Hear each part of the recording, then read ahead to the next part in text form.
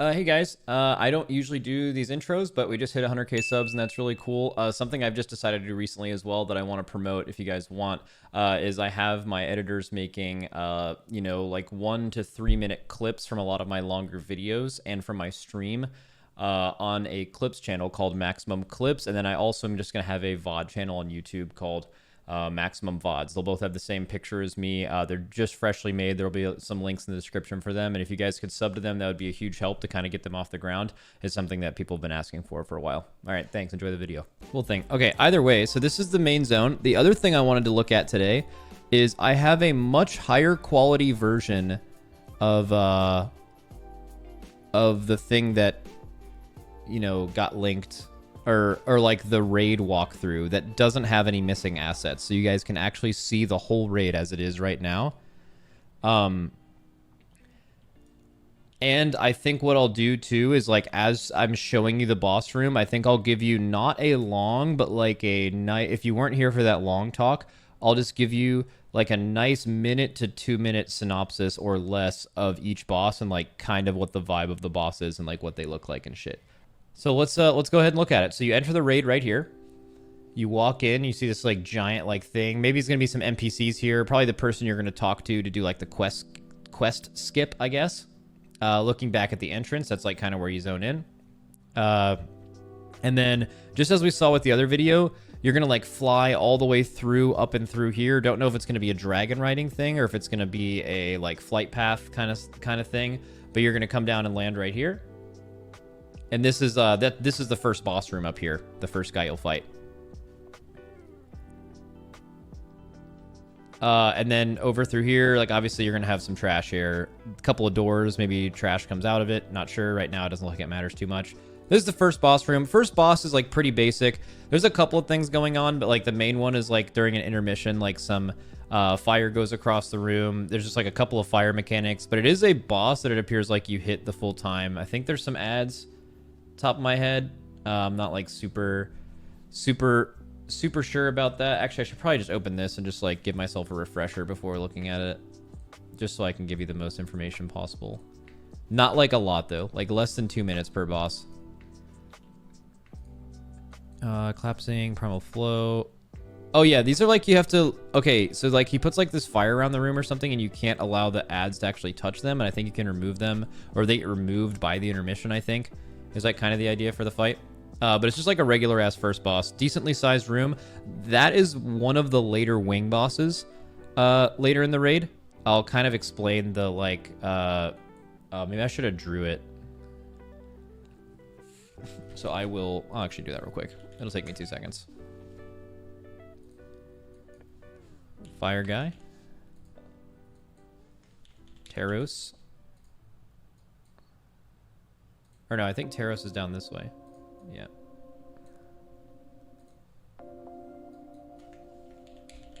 You can choose Taros or Ice Spider guy.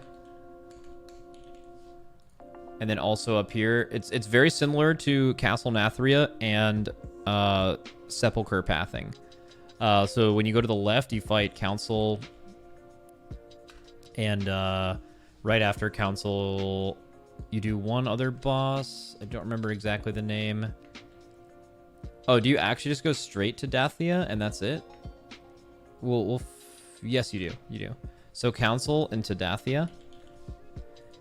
And then after both of these are done, you then do, let's see, then you do Kurog after these are dead. Then you have Broodkeeper as the second to last boss. And then you have last dragon guy. And then how those fit together is it goes this linear Broodkeeper.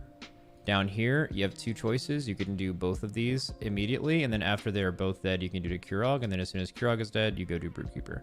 And then you go to the last guy. That is the I don't know exactly which way he's going to go first, but that thing you just saw above here, that is the Dathia platform, and you go there by like routing through the left. Up that middle path that looks super epic right there, that is where the last 2 bosses are, but they most likely won't, this big stone door up here, it won't be available until those things are done. So he's going to go to the left side first. So this is the council fight. You're going to have 4 different bosses here. They all interact with each other. Basically, the idea of the fight, 2 of them are tanked. I believe it is the fire mob and the earth mob. And then the frost and lightning mob for council, kind of like big ascendant council vibes. You're going to like have to use the fire boss or the lava on the edge of the room to deal with this boss. You're going to have to use the earth things to like line of sight some ability from the lightning guy. Everything kind of works together. It looks like a pretty cool fight.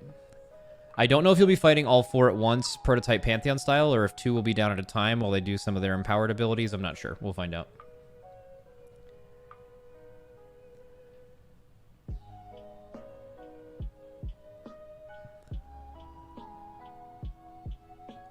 And then after this, you go to Dathia. So it looks like this right here will like have some like tornado pathing that'll knock you up.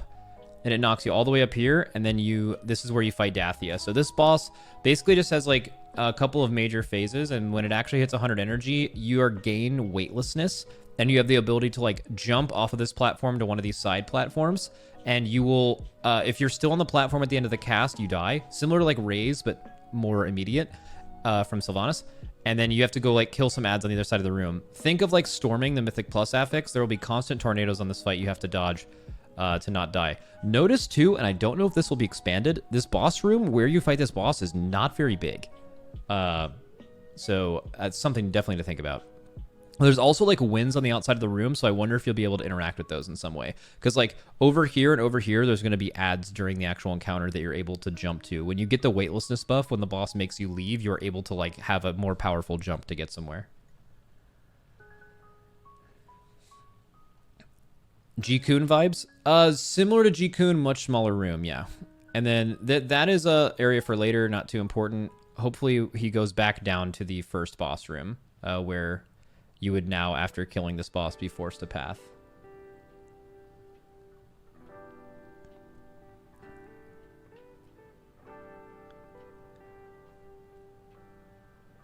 There's no way this is the same as the player camera. Yeah, it's very possible that I will tell you in general, a lot of these boss rooms look much smaller than a normal boss room. I imagine this is not the same as the player camera at all. Okay, so he goes all the way back to the first boss room, hopefully. He does. Okay, and now he's going to go path through the right side. So now he's going to show you up here. You can't go through here yet. That's going to be locked until you finish this right wing, which I just showed you again. So the left wing is just council into Dathia, and then you're done. But you cannot go to Broodkeeper until you do the other side. So the other side is routed like Castle Nathria or Sepulchre, where you have Zymox and Sun King in Castle Nathria, and in Sepulchre you have Zymox and Skolex, and then you could only get to Halandris after killing both of those bosses. That is the exact same situation here. So you go through here, and this is where... Oh, so he's showing the first boss right away. This is a Kurog Grimtotem, and I'm going to talk about this boss. I wanted to talk about it a little later, but just note that in this video, I believe he actually skipped past where I wanted him to go, because if you just go straight ahead, kinda, you get straight to Kurog. But when you looked at it, the other thing I was looking at, it had a couple bosses before Kurog, these two. So this is a couple bosses ahead. This is not an early boss. This is one of the coolest bosses that's going to be in the middle of a raid in a very long time. As good as any boss you guys can think of. Basically, the idea of this boss is like Lei Shen. In my opinion, the best boss of all time, but certainly without question, if anyone actually had done the content, is one of the very few bosses that you would say could be one of the best bosses of all time. So basically, the idea of the fight is he has these abilities, and these are just like generic and happening all the time, no matter what altar he's channeling to. But after you have to bring him to an altar, or else he like owns you. Basically, is this. When he's actually goes to an altar, he does raid damage every single time, and then you also get a debuff for 40 seconds that makes it so you can't just... Basically, this just stacks, and every single time you do this, you'll just take basically lethal damage if you move to a new altar faster than every 40 seconds, so you can't just instantly cancel abilities and stuff. But basically, the idea is you choose what boss you want to do. You can take the boss to the fire altar, the frost altar, the earth altar, and the storm altar. All of these are abilities that the boss gains when he's next to these altars. Just to give you a visual, let's go back here. Okay, he's going to go up here and go to the right. these are the visuals. So that is the Frost altar, the Earth altar, the Fire altar, and the whatever the exact, I don't remember the exact, yeah, Earth, Frost, Fire, and Storm.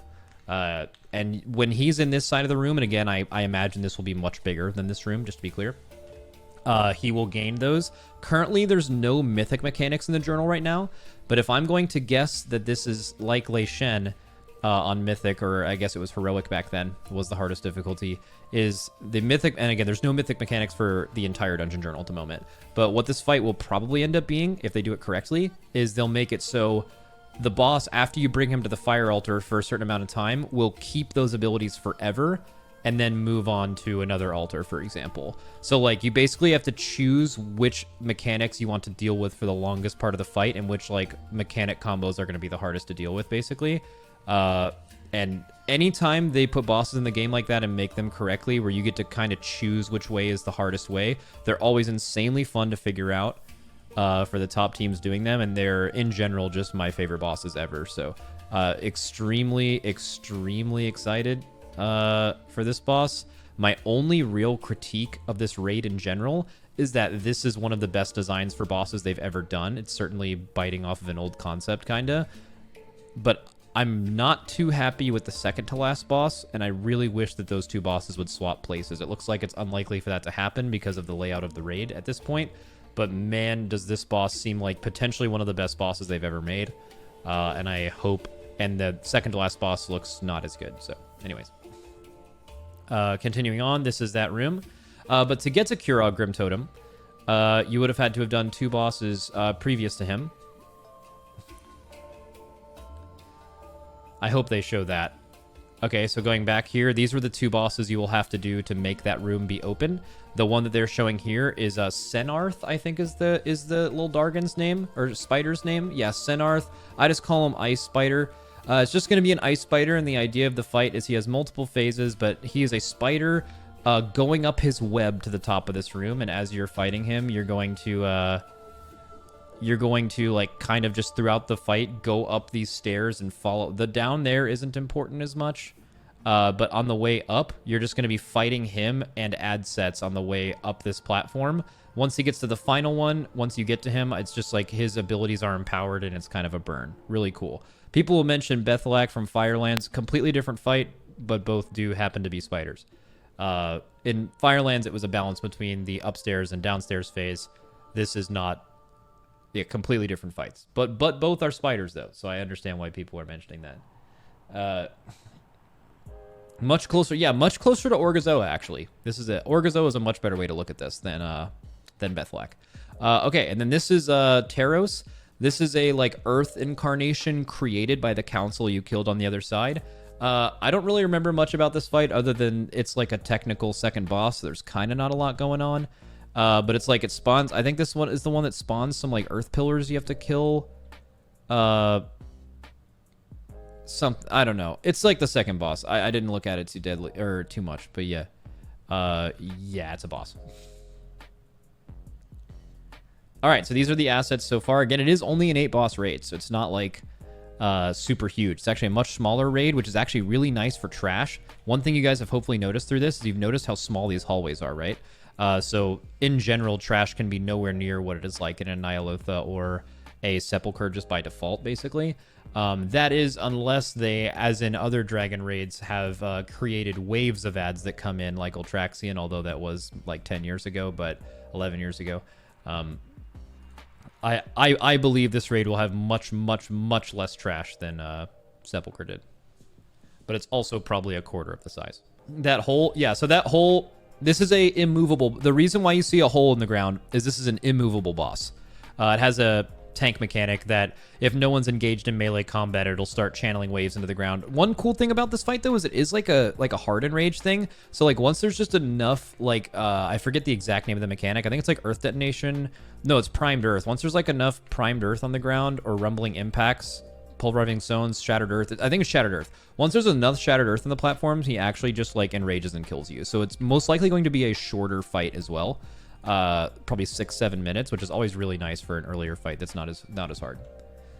Oh, so this is the real scale. So when he actually just went into he went and like created a character and you were able to see the real scale of this. Okay, so back to the first room. This is the first boss room. We are now done with the first 6 bosses, and there are 2 remaining. And you will learn those by going up here. So the best way to describe this next boss is Razor Gore. So there's going to be a bunch of different kind of like eggs around the room and whelps, basically. And your whole interaction with the fight is this boss casts Great Staff of the Broodkeeper. It's also the, just like it's a major source of raid damage, but the way it works is you will interact with this, staff, and then a little like beam will follow you. Very similar to the first boss in Gambit right now.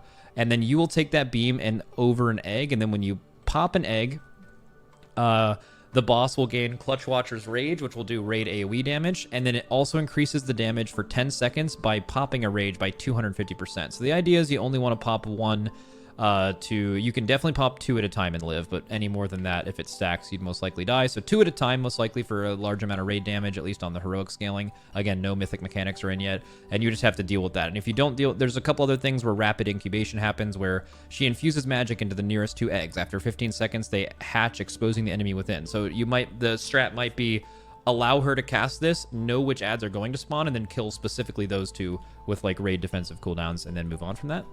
So that's like kind of the idea. Now, after all the whelps are done and like the phase is over, she is now just like a super, like, she's like a super powerful version of herself. Her buttons do more damage, and the empowered Great Staff, no longer do you have to interact with it. It just is going to follow you and try to kill you, and not really as much for interacting with the fight, although I'm sure you can also break out dragons with this with bad positioning. So that's like the, that is definitely the idea of this fight.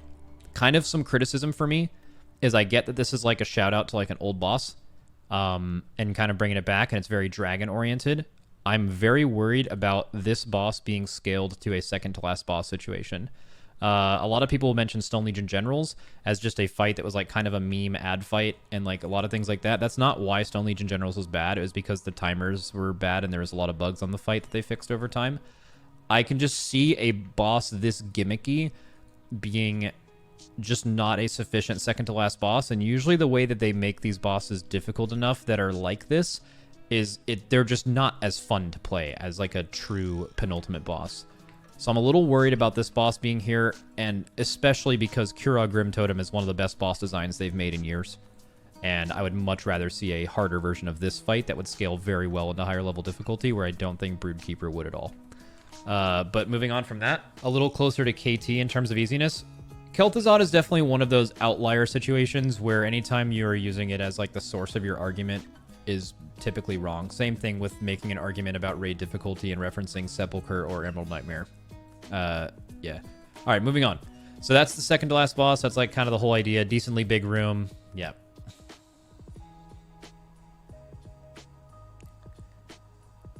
Yeah, it's also, someone said, don't forget, it's also the first tier.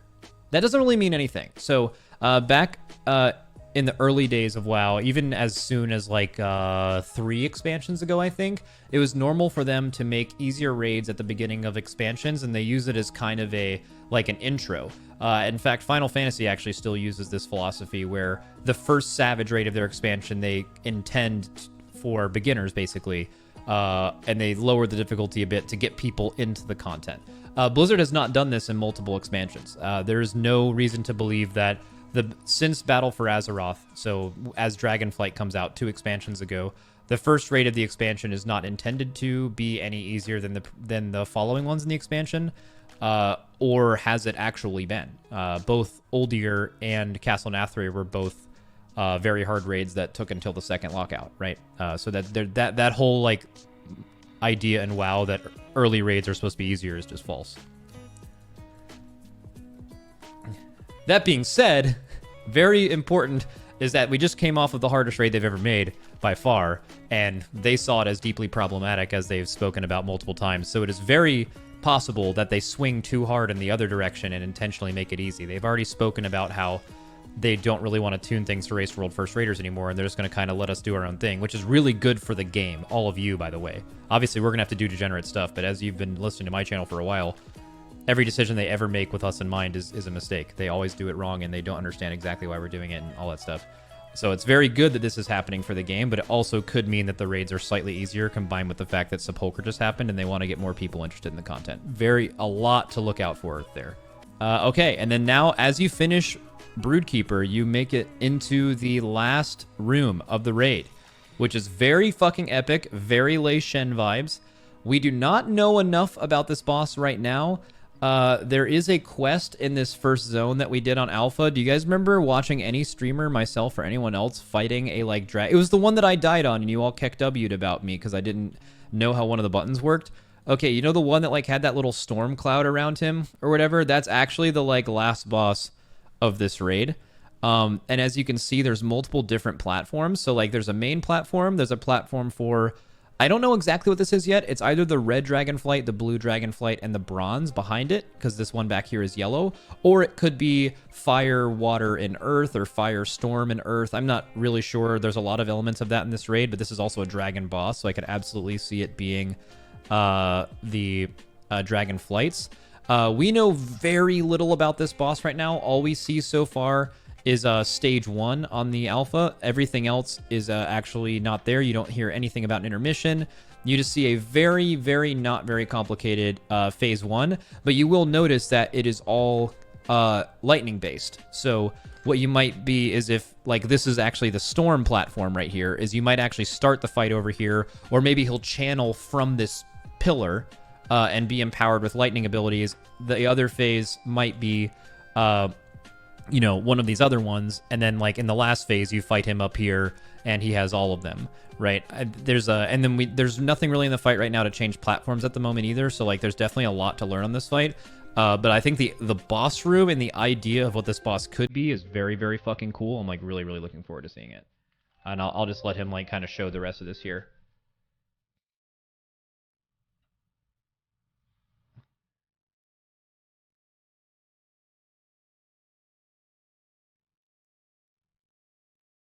All right, here we go.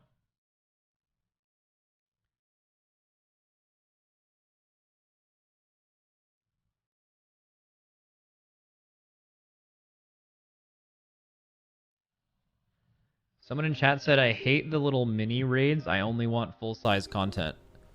Of all of the raids they've released with less than 10 bosses, which I guess is what you're referring to with these mini... Wait, are you referring to like 2 to 3 boss raids? Because like 8+ boss raids is fine. There's nothing.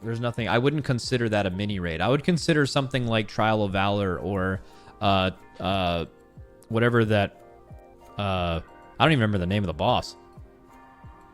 Yeah, Unat, like the Unat raid, Crucible. Like, yeah, Crucible is like one that I would consider a mini raid. I think like anything 8 to 11 bosses are the same, and also the amount of bosses is not indicative of the difficulty or how long it will take to clear it. There have been 8 boss raids.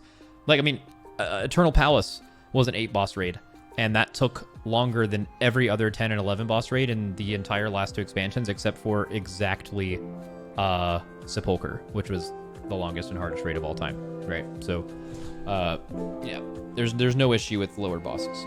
So.